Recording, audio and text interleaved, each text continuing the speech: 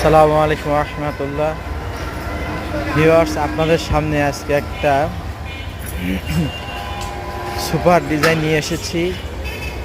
এটা একসাথে সোফা এর কাজও হবে, আবার চাইলে বেডের কাজও করতে পারবেন, বিছিয়ে আপনি ঘুমাতেও পারবেন।